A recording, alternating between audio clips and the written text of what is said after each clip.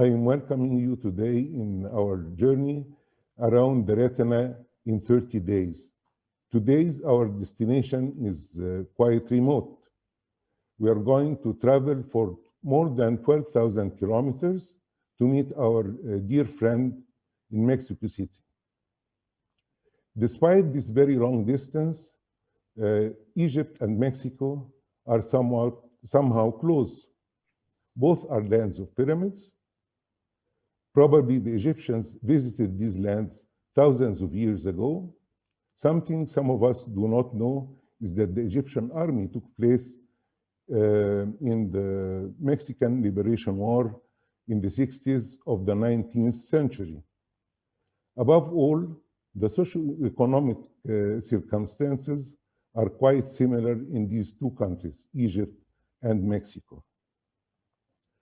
Our dear friend today, our distinguished guest, is Jesus Hernan Gonzalez Cortez. Dr. Cortez have a very interesting career. He studied medicine in Mexico, specialized in ophthalmology, then crossed the Atlantic Ocean to have his subspecialty in the retina in Germany.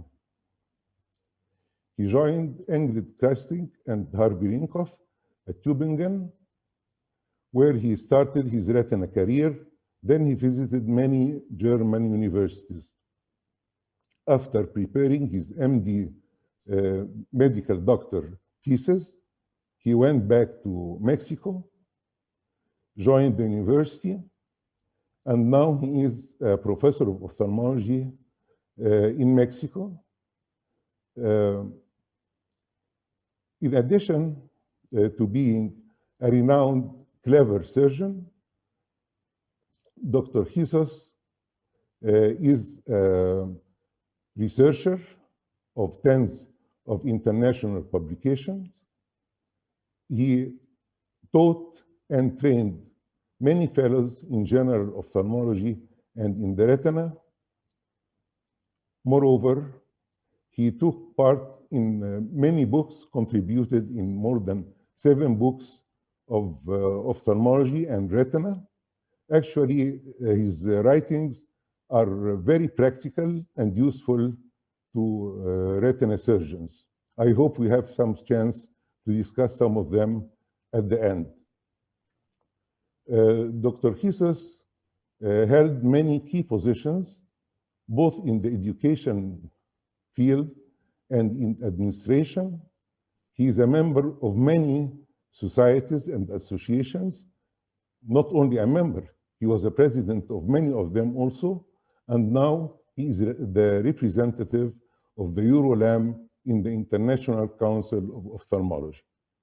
Dr. Jesus, welcome in our session of the Retina Around the World in 30 days. Thank you very much, and I'm very glad to be here in this journey and sharing with you something that I do, and I always like to share all my knowledge or what I do with friends. And I am thinking that you, the Egyptian Society, is now part of my life and my academic life. And I am very happy and honored to having chosen to participate, as I said before, in this great journey around the world. Thank you very much. Thank you for being with us. I know that you have prepared a small presentation about your life. Can you please share it with us? Yes. Well, see, I was born in 1965, and I spent my childhood in Monterrey, Mexico, where, of course, I was born. I was always living in Monterrey, Mexico, and I was a very active child. I mean, a very active. And then I have my grandmother, Elvira Cortez, and she was the one who used to inject all medication to the family. And since I was very close to her, since I was a little kid, she said always that she wanted to be a doctor, but she could not do it because of the time and her possibilities. And she said always to me that she wished that I was going to be the first doctor of the family. So I start to thinking of that, and she said that she wanted me to be a doctor because she said that she wanted me to cure diabetes, because my grandfather, that as a matter of fact I didn't meet him because he died when he was 45 years old, and he died amputated because of the diabetes and also blind, both eyes. But that time I thought it was most important life than the eye vision. And so I wanted to become an endocrinologist. So I joined the medical school, but before going to medical school, my father said that my English was so very bad. So he sent me for 1 year to change in United States. So I was in Ohio for 1 year in my senior year with this nice family, the Miller, who treated me like a son. Then I returned from Germany and I went into the medical school from 1983 to 1989. During that time, I met Edna, that she is actually my wife, and I fell in love with her. And then I decided, when I was finished my medical school, I decided to go to the ophthalmology, because when I started medical school, I joined this dojo of karate, because I always wanted to be a karate man.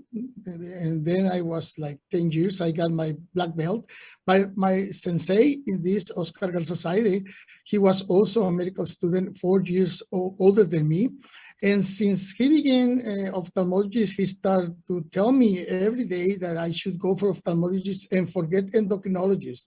So he said, he was really in love with ophthalmologists. So after 3 years of telling me that ophthalmologist, I decided to go for the ophthalmologist, because he said, what is most important, life or vision? I said, well, both are important, but vision, of course, is very important. So I start my years of residence from 1991 to 1994 in my university. And then before I finished, when I was in my second year of preparation, I got married with Edna. And then we have our first daughter, this is Sarai, in 1993. And my wife became a dentist and I became an ophthalmologist. So during my years of ophthalmology, I had my professor, Dr. Med, also Ezequiel Treviño Cavazos, he was my professor of retina. And he always said to me that I like challenges, that I always wanted to operate a lot. I always want to operate trauma surgeries. So he said that I should go for retina. He was also in Mainz, Germany. He also was there for 3 years. So he recommended me to go also to Germany. So I say, where should I go, Professor? Because he was really my mentor. Now he's not anymore with us. He just left us in 2021, that's last year. And he said to me, you should go and learn the minimal invasion surgery with Professor Kreisig. So I went to Tübingen and I stayed there for 3 years. But I really learned to operate the minimal invasion surgery for retinal detachment. But I also needed to make my doctor thesis in order to become a professor in Mexico. So I said to her that I needed to do this thesis, and she said that she was almost for retirement and she didn't have the time for me to perform that. I mean, I understood very well. So I had the chance to meet this wonderful man that we all know him. He is Professor also Professor Jonas in Erlangen-Nuremberg. So he was so nice to me, and he said that he will lead my doctoral thesis in Erlangen-Nuremberg. So I start making between my doctoral thesis. So I really got my doctoral thesis at the end of 1997. So I got this title and I returned to Mexico so I could join my university in the ophthalmology department. Meanwhile, in Germany, I got my second kid, is Emiliano, and he was born in Tübingen. And so after that, we returned it when I finished there, and I joined my university. This is a small video of my university. We are a university hospital. We have more than 150 years. Started first with, this is the medical school. This is Dr. Eleuterio Gonzalez, who was the one who created and founded this university. And we also have this hospital. It is, of course, it is a hospital that belongs to the Faculty of Medicine. So this is a really university hospital. And this is where I am right now. Then my kids grew up, and Sarai grew up also, and she didn't want to study medicine. So she is now a Pilates trainer, and she's very happy. And in 2017, I got my 25th wedding anniversary. So I made this party also with my kids. Now they're older than when I got married the first time. And in 2018, my daughter got also married, and she gave us this wonderful little boy, Isaac Alejandro, who is my grandson, and he makes me very happy every day. So Emiliano also grew up. He joined the medical school, and now he is a doctor, and he is starting his first year of residency in ophthalmology. Since he was a little kid, he said he wanted to be a retinologist no matter what he needed. So he's starting ophthalmology first year of residency, and he will also want to follow his father. He wants to be also a retinologist. So I hope so we can join together in some congresses. So I enjoy family, I enjoy my house, I enjoy my friends, and also my lovely friends. This is my two dogs, Alvin, is a bull terrier, and Gala is a Chola Squinkle, it's a dog from Mexico. And enjoying wine yards a lot. Also, I'm a very good cooker. As a matter of fact, last 2 years, we made a championship in ophthalmologists from all over Latin America. So I won the contest because in Monterrey, we have one of the best beef. The meat is very good. I think it's the best from Mexico. And Monterrey is characteristic to grill. We grill, if we can grill twice or 3 times a week, we do it. So we are expert in grill. As a matter of fact, I compete with 2 Argentinian ophthalmologists, and I won this competition. Okay, so I enjoy my house. And one thing that I will show you later is that Monterrey is an industrialized city, but we are surrounded by mountains. So that's the beautiful things for Monterrey, that we are surrounded by mountains. I enjoy being a professor in ophthalmology and also in a retinal program. And of course, I enjoy surgery. I still perform vocal surgery. I still perform minimal invasive surgery, but now I'm in love with vitrectomy. And now I'm in love with the Ingenuity system and also with the Artivo system. So I just have like 4 months with these 2 equipments, and I am very happy because all my vitrectomies, I perform it with these platforms. So I enjoy going to meetings. As a matter of fact, I was very happy to have you last month in EuroLam. I was really amazed of all your presentation. I mean, you Egyptian Society are great surgeons. I was very impressed, and I enjoy always visit friends. Here I still visit Professor Kreisig when I can see it. They are here good friends that are not with us anymore or any longer because, well, they went before us. They left this world before us. As a very good friend of mine, he's actually Fiorlini, but I learned a lot from him in trauma surgery. So I will present where is Monterrey. We are not in Mexico City. We are in the northeast part of Mexico, and we are a real big city. We have more than 5 million inhabitants, And as you can see, we are surrounded by mountains, but the very beautiful mountains. So we said that we are the industrial city from all Mexico, and the per capita is the highest in Mexico. So we are very competitive. The people from Monterrey, we are all very competitive. We always want to improve what we are doing. And as you can see, it is a big city, and also it's very nice.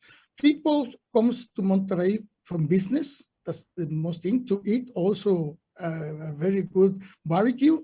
And they also come to hiking or rappelling to make rappel in these beautiful mountains. I mean, the icon mountain from Monterrey, in the most beautiful mountain from Monterrey, is called Cerro De La Silla, that you will see just after this mountain. And this Cerro De La Silla is the one that is far away. So now we're looking at the Cerro De La Silla. This is the top of the mountain. And it's called Cerro De La Silla because it's like a saddle here from a horse. We put and you sit over the horse. So this is the top of the mountain, and they are saying hi to every one of us. And that's the end of my presentation. And if you have other questions about my life, so I will be glad to enjoy it. Thank you very much. Very interesting presentation. I have a few questions for you. Are you still practicing karate? No, not anymore. No, look, my sensei, because my sensei, Oscar Garza, the one I told you that he was insisting me all the time to be an ophthalmologist. He also went to Europe. He went to Belgium, and he was there with Dr. Galan, and he prepared himself as a glaucoma surgeon. So he returned, of course, like 3 years before me. And so he said, our hands are very important, so we cannot harm our hands, because ophthalmologists need the hands to perform surgery. So he closed the school. So I did not practice any more karate. So that's just one dream that I had. I got to be a black belt. I was 3 times champion in Mexico, but that's enough. Not anymore. Any other sports now?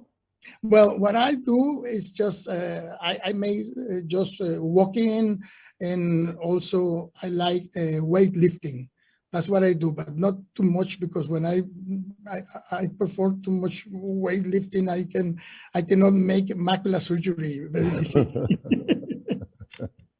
Yeah, I think an ophthalmologist should not play something that depends upon forceful wrists or arms. You are absolutely right, and I do the same like you. I stopped using my wrists for sports. I keep them for work. Yes. Can you give us an idea about the medical practice in Mexico? Is it government based? Is it private based? University based? How it is sponsored? Yes. We have private insurances, but most of what we have is a public insurance. See, and there's some difficulties also in the public insurance, because not every Mexican is allowed to have insurance. But for example, my hospital is a public and private hospital, and we are an autonomous hospital, and we operate all patients, no matter if the patient has money or it doesn't have any money. So we have like foundations in Mexico, a lot of foundations that help people that doesn't have money, because in my case, since I joined my university and I became also alma mater from this university, I perform every week about 2 or 3 retina surgeries, without charging any money, because the people doesn't have sometimes money. But in Monterrey, more than 50% of our population has also private insurance, so there's no problem. And some of the patients pay out of pocket. Yes. In your private practice. Yes. Okay. The people who don't have an insurance, they have to pay by the pocket. Yes. This is quite similar to what we have in Egypt. Maybe the proportions differ a little bit, but the general idea is the same. An interesting chapter in your books was about the use of intraoperative OCT. Oh, yeah. In a few words, what's your opinion about this? How it is helpful? Do you think it's a must to have for the surgeon to have? Yes. When I have this OCT, I don't have it anymore because now we have it once again with the Artivo, but we didn't buy it the first time. I got the first this machine for about 3 or 4 months. So I was working with it, and it was very interesting to see the macular surgery. Macular surgery is nice to have the OCT so you can see the interface in the macula and vitreous. Sometimes, for example, I will be pretty sure if I have it, I will use it a lot in patients with diabetics, macular edema in vitrectomies, because sometimes you don't see the macula because of the bleeding. And then after you perform the vitrectomy, you have doubts if there is a macular edema or if there's no macular edema in order to perform or not to perform an ILM peeling or whatever. So if you have this OCT, transoperative OCT, so the one we have used to be the scan, now is included in the Artivo. And then you can be able to see if you have a macular edema or if you have this interface or tractional macula. So I think it will work for macular problems. But to see, for example, membranes outside the macula in the periphery, I don't believe it will be very useful.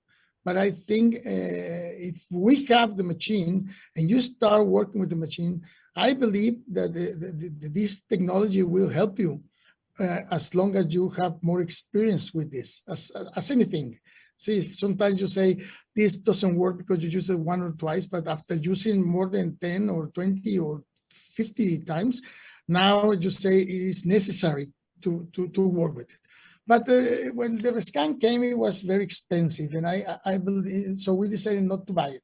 Now we have the Artivo, and as a matter of fact, sometimes when you have a retina detachment and you have the macula on, to decide also if you will going to make a ILM peeling, that for me depends if you already have some vitreous cases in the macula or some epiretinal membrane that is still there even before the retinal detachment was. So in this case, where the macula is attached and no retinal detachment, it probably will help you because you said there's a epiretinal membrane, so I made my ILM peeling in order not to have a macular poker after the surgery.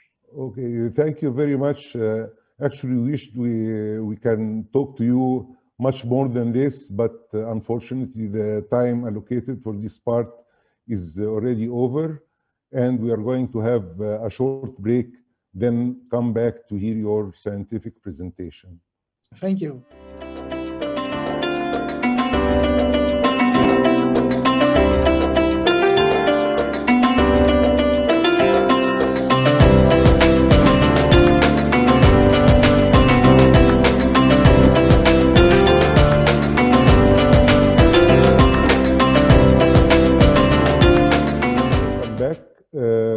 Dr. Jesus is going now to deliver his presentation about silicone oil-assisted vitrectomy. Go ahead, Jesus. Thank you. Thank you very much. Well, once again, it's a pleasure to be here. I have no financial disclosure for the presentation of this what I'm using in this presentation. So we know that silicone oil was first described by Paul Seavis in 1960, and it is considered for long-term retinal support and tamponade in some difficult cases as giant tears, complicated pediatric patient, PVR, secondary PVR also, ocular trauma, and endophthalmitis, sorry. And in eyes previously operated with silicone oil tamponade, generally it is recommended to remove it in different circumstances, such as rheumatogenic retinal detachment complicated with secondary PVR, a new redetachment with PVR, also subsequent rebleeding. And the objective of my presentation is to show some cases of my experience in complicated cases with silicone oil assistance. I will show my experience in secondary PVR dissection without removal of the silicone oil, removal of bleeding in cavity filled with silicone oil, and also removal of large intraocular foreign body. So I will show you here some cases. The first case, it is a retinal detachment plus hemovitreous in a Stickler syndrome. And I will show you first the first video that I performed. I made a pars plana vitrectomy and also lensectomy. So after doing the post-lensectomy, I found out that this kid has a real 360-degree giant tear, and the retina was very collapsed and was very difficult to open it with the peripheral carbon heavy liquids. I see a lot of faults. So this fault was secondary to these subretinal PVR bands. I used some peripheral carbon heavy liquid subretinal to help me find as much as I could find from these retinal cords, retinal bands. So I removed almost everyone. I mean, I found no more. And after the surgery, so I decided to fulfill the vitreous camera, tamponade the vitreous cavity with silicone oil. And I tried also to unfold this really hard folds, but it was possible in 80% of the retina, but not possible mostly in the posterior pole. I removed also the posterior vitreous, and then I laser in the periphery. I try not to perform too much laser because we can induce more PVR, but in these cases, I know that PVR will come no matter what we do. So after 3 weeks, this PVR came again, and then we see that the retina is once again detached. So I decide to go again. In this case, this is what I wanted to show you. I do it with silicone oil assisted. That means that I do not remove the silicone oil. I just make 2-port surgery, as you will see. And it is very easy to identify this PVR, this like this. So I go through the silicone oil and I remove it. I help myself sometimes with the light probe, like you will see here. I do this and I help. And one thing that I see that is great to work under the silicone oil is that there is no force against the retina because the silicone oil is floating. So it helps you to avoid unexpected retinectomies that will probably appear if you are doing through the heavy liquids. And as you can see, it makes a surgery real fast, and it takes most of the time or the work in less than 3 minutes. That was 6 months after the last surgery. So the patient was happy and I was also happy. Of course, this was a very hard and difficult. We all know, the one who operates Stickler syndrome, that the Stickler syndromes are very, very hard to work with it. This is another case, a secondary PVR. I made the first surgery, retinal detachment because of traumatic, and I previously tamponade with silicone oil. So I do the same thing as I did in the last case. So I just go with 2 ports, and I found here almost 180 giant tear. So I do the same thing. Under the silicone oil, I can just get the PVR and it is really easy to do it. Probably if somebody of you have done it before, will agree with me. But if you have never done it, you think that this is impossible. It is not impossible. Normally, most of the people will remove the silicone oil first and then apply peripheral carbon heavy liquid. You don't need to do this. I mean, in my experience, I do this all the time, and it works very well. Of course, this patient is not so difficult as the previous case that I showed you with the Stickler syndrome, but you have to be sure to remove as much as PVR as you can. So this is pre-operative at the end of the surgery, and this is last time I saw the patient. He's also very happy. Now I will show you post-traumatic bleeding in a previously patient that I operate the retinal surgery. And what I'm going to do here is also an anterior and posterior plug removal, silicone assisted. That means that I will not remove the silicone oil, and I will work through the silicone oil, and I will take the hemorrhage in the anterior segment and also in the posterior segment. So I do a 3-port surgery. First, I wash all this anterior old blood, because it's an old blood, and I put here also an infusion. Why I place an infusion? Because there is a gap between the silicone oil, a space between silicone oil and the retina, where the blood is.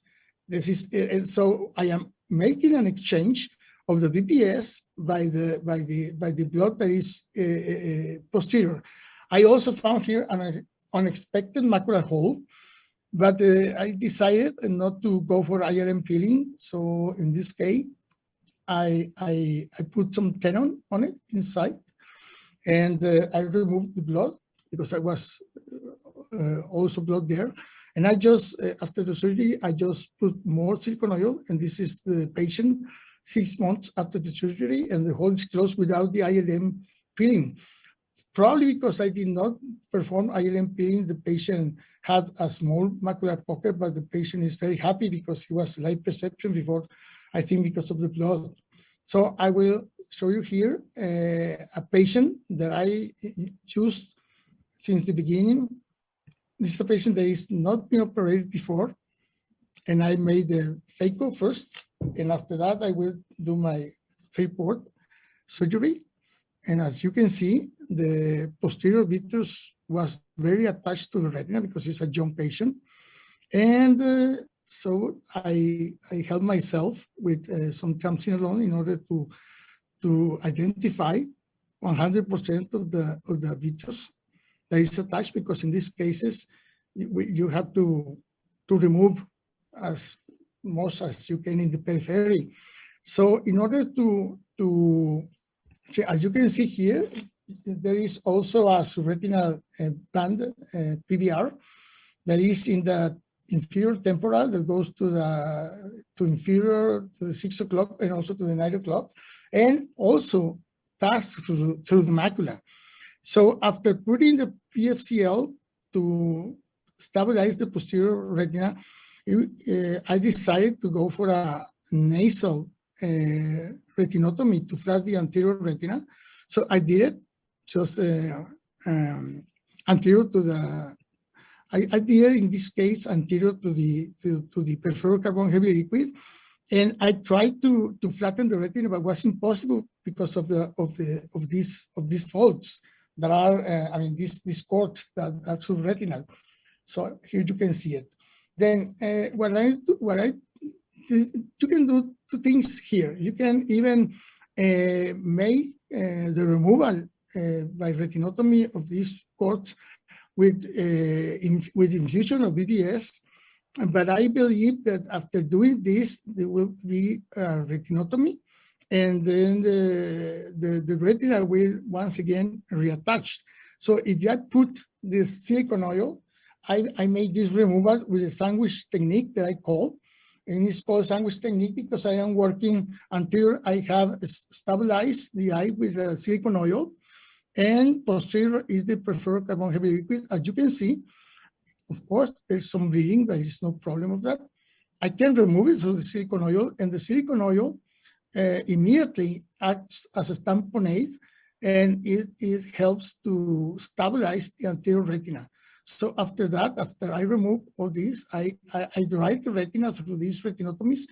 You can see that also the macular fold is gone. So I remove it. After that, I take all the perfluorocarbon heavy liquid, I remove it. And also I fulfill the vitreous cavity with silicone. And this is another patient. He was operated of retinal detachment and macular hole. And in this case, the retina, peripheral retina was attached, but the macula remained detached and the hole did not close. So I decided to work under also perfluorocarbon heavy liquid,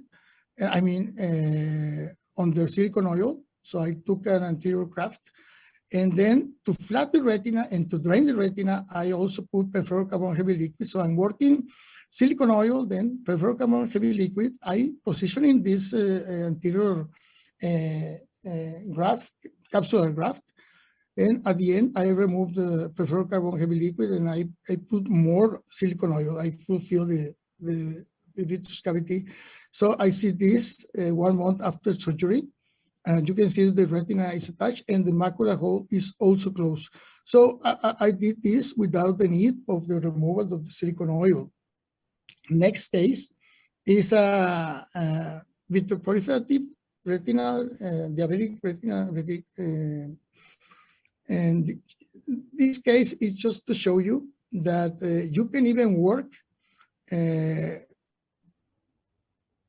with the vitrector in a silicone oil full-field cavity. So this is a standard vitrectomy. There's nothing interesting about, but I just want you to show that there was meanwhile I was dissecting these membranes. It was a superior small retinotomy, and that superior retinotomy will help me to drain the retina. I also here performing the ILM peeling.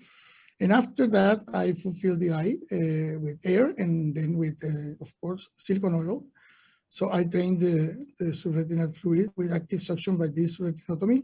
And as you can see, then I find out that it was still anterior vitreous that I did not remove since the beginning. Now the eye is filled with silicone oil. And as you can see, it's not difficult to work under silicone oil. And with indentation, I'm removing here the vitreous that already was left, the anterior vitreous. So it is not difficult to work on it because the silicone oil and the fluids, or the liquid solution doesn't mix. So here, of course, is vitreous that has, of course, some water on it. So as you can see, it was not difficult to remove it because somebody can think that if you are working on the on the silicone oil, the all material that is inside the silicone oil will be no easy to remove. This is also a case where he has some silicone oil emulsification, and as you can see here, I also working through the silicone oil. I did not remove it, as I told you before, and I found out that this patient was operated in other place, and they left all the posterior hyaloid, and in the macula it developed a very thick membrane. Probably is a little bit different of PVR. This is not PVR. Probably this is just the hyaloid, and you can see here I am removing all the posterior hyaloid that was left for surgery. And after that, you can see that the retina will flatten without no problem. I also perform a nasal posterior retinotomy in order to drain. And see, you can see this is floating inside the silicone oil. It was very easy to remove it with the vitrector probe. So probably you think that it is not possible. So see, it is possible. So this is the other case. And then I do have an open eye trauma, and this is how I use the silicone oil to assist in the removal of this large intraocular foreign body. Normally, in cases when you already know that you are going to use silicone oil, like this case, Then since I was doing my vitrectomy, I knew that this eye will end with siliconoidal tamponade, and the intraocular foreign body is very big, and you have to make a big incision in the sclera. It would be better. I mean, it was my idea. I don't know, probably somebody else has done it before. I don't know if somebody has done it, but it came to my idea that before opening the sclera, I will fulfill with tamponade, complete the silicone oil. I mean, I will finish my surgery. And after that, I will remove my intraocular foreign body. And of course, the eye will be more stable with silicone oil in the vitreous cavity that if I will have the infusion of the BBS. Because if you have the infusion of the BBS, the eye will go hypotony, and there will be also possibilities of redetachment of the retina, or also an hemorrhagic choroidal bleeding. And so in this case, I'm working on through the silicone oil, and as you can see, the eye is very stable, and I will remove it, and there's no loss of the ocular anatomy. So this is an example that if you need to go with silicone oil, so it is better finish the surgery, place the silicone oil, and after placing the silicone oil, then remove the intraocular foreign body. So this is an example of that, and this is the patient. Unfortunately, the intraocular foreign body was in the macular. In this case was a very bad one because there was a kid who was shot by a BB gun, and this is the scleral wound. I also perform a pole-to-pole surgery here. First, I close the scleral wound, and then as you can see, you have an eyeball. But the blood here is already a clot. So it is impossible to take the clot with forceps. So I do here what I call a clothictomy, because it's not really vitrectomy what I'm performing. I'm removing the clot, so I call clothictomy. So we have to be careful. In this case, it was a kid, so I didn't want to touch the lens. But unfortunately, also the posterior pole in the retina was very, very, very, very harmed. So I was trying to find the intraocular foreign body, and after searching, I found out that was subretinal, and there was like a pellet. This is like this. I don't know how you call it there, but it's just like a pellet that comes from the big gun. Fortunately for this patient, it was a magnetic material. So I open once again. The cavity is fulfilled with silicone, and with the sternum magnet, I removed the intraocular foreign body. See, there is some small loss of silicone oil, but the silicone oil will help you to easy these cases. Sometimes you will have problems if you are trying to remove this big foreign body through these large incisions with the BBS in the vitreous cavity. But now in the discussion, generally cyclotherapy PBR is handled by removing the silicone oil previously in vitreous cavity. So I show you working under silicone oil can offer more control, safer, faster, and less costly procedure. In rebleeding, it was the same. I show you. It is feasible, simple, fast, and less expensive to withdraw it through the silicone oil. And large intraocular foreign body are removed with active BBS infusion. But the stability of the eyeball is ready with silicone oil substance. Replacing the silicone oil with BBS may lead to an increase in the degree of the retinal detachment. So silicone oil allows stability of the detached retina. Heavy liquids to stabilize central retina may not be helpful in severe PBR, but the possibility of migration of the subretinal space due to the tensile forces of the heavy liquids on the retina relative to the silicone oil, the possibility of prolongation of retinotomy is higher with heavy liquids than silicone oil. Silicone oil offers adequate control during PBR dissection. Removal of secondary PBR presents a low risk of generating unplanned retinotomies. The migration of the silicone oil from the subretinal space to the visual cavity is spontaneous due to its intensity, and care must be taken to avoid tearing a vessel at a time of a PVR dissection. In conclusion, despite the expertise of the vitreous and retinal surgeon, handling of extreme cases is often a challenge. Removal of large intraocular foreign body replacing in secondary PVR in a eye full of silicone oil is a fast, effective, and safe alternative. For your attention, thank you very much. Thank you very much, Jesus. It's a very interesting presentation. Actually, I share the same concept. I frequently work under silicone oil, but actually I didn't, in a silicone-filled eye, but I didn't try to put silicone oil before I finish my vitrectomy. Maybe in some situations like you showed, I may try to do this. How many pores do you usually do when working under silicone oil? Is it 2 pores, 3 pores? Have the infusion ready and close it? How many pores do you have in these surgeries? Well, for example, when I am making a reoperation, like the cases I show you, I just put 2 ports. I just work with the light and with the forceps or the detector. And when I am working, for example, to remove the bleeding, that is, I need to exchange the bleed, this bleeding from BBS, so I put 3 ports. But most of the times when I will go just to remove the PVR, and I don't attempt to remove the silicone oil because the silicone oil has to be left, so I do just 2 ports.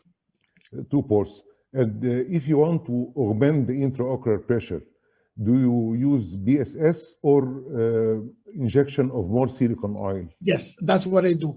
For example, I know that the eye will be hypotensive, and I have already prepared more silicone oil. So as the intraocular pressure is a little hypotony in the eye, so I apply more silicone oil. I don't try to mix silicone oil with BBS. Did it happen to you that you decide to remove silicone oil in the middle of the procedure and start again under BSS, or you always were successful in doing everything under silicone oil? As you know, I have to be pretty sure and choose the correct cases. But all the time that I have made this surgery, I have success without removing the silicone oil. As a matter of fact, I will tell you just this pretty fast. This during the Eurolam Congress, I have a patient like this that I need to do it, and I have these 2 guests, Alper Bilgic and Aditya Sudhakar, one from India and one from Germany. They were here in Monterrey, so they went with me to the surgery, and they didn't believe that I could work under the silicone oil. And this case was a very difficult one. So sometimes the retina is floating, and you need to have the retina more attached in order to grab it correctly. To press the retina against the pigment epithelium, so to grab the membrane, because are very, very, very, very tight to the retina. So in this case, they say to me, "See, Jesus, you will have to remove the silicone oil and work on the perfluorocarbon heavy liquid." So then I decided to perform before a retinotomy, and I flattened the retina as much as I could.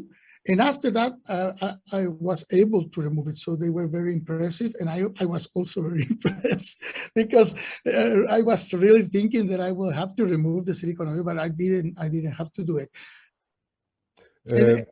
In these situations, maybe I inject perfluorocarbon under silicone oil. Yeah. Have you tried this? Yes, sometimes I do it. Sometimes I do it, but most of the times I haven't had the necessity to do it. You see, sometimes there are many patients that we perform vitrectomy in a retinal detachment, and they come later with an inferior hole, in the area where there is no silicone oil, with a little PVR and a residual redetachment of this area. And sometimes it goes also this detachment through the macula. So this is very, very impressive when you perform through silicone oil, because you just go right through the hole with the active suction, and you flatten the retina. You remove the subretinal fluid, and then you apply silicone oil, and you will be very amazed that you don't have to remove the silicone oil to work under this. It is, I mean, I've been working since about 10 years ago with this, and I do have a lot of experience doing this procedure, but many surgeons that watch my videos, they say that they don't think that it's possible to work on the silicone oil and remove this membrane. But it is happy for me to listen that you also do this technique. Agree. Actually, I share with you the same experience. I have been doing this for a long time now, and I find this quite easier than removing silicone oil and starting the case from the start. Just one more thing. When I was invited to make this presentation, I said I will present this because not too many people do this procedure. But after I saw, the symposium from the Egyptian Vitreoretinal Society here in Monterrey, I say I'm pretty sure that they have done this many times just as me. So we also share the same, I don't think the same thinking when we perform this kind of surgeries. Okay, it was a pleasure having you, and actually we learned a lot from your videos. Maybe you suggested a new domain for vitreoretinal surgeon to work under silicone oil. I hope we can have you many times later on, and maybe put visiting Egypt in your plans. Yes, of course. I have never been in Egypt, and it is a dream for me to go there, because when the Mayas were here, you were there 60,000 years before, so or more, and then of course, it will be a pleasure for me, and I will be glad to join in one of your congresses in Egypt. And I hope we continue with this collaborative academics between URAM and the Egyptian Vitreoretinal Society, because that we will repeat this URAM in Monterrey 2023. I hope now will be present, just in place. And of course, I will invite the Egyptian Vitreoretinal Society, because I'm very happy. As a matter of fact, I am thinking to send my boy, after he finished his retina specialty here in Monterrey. I'm thinking to send you to you or to one of your very great professors that I have seen, Egyptians. And now I'm choosing Egypt for my son to finish his training. Thank you for being with us, and welcome to you and your son in Egypt, and see you soon. Yes, see you soon, and thank you very much. Thank you very much. And this concludes our journey for today around the retina world in 30 days.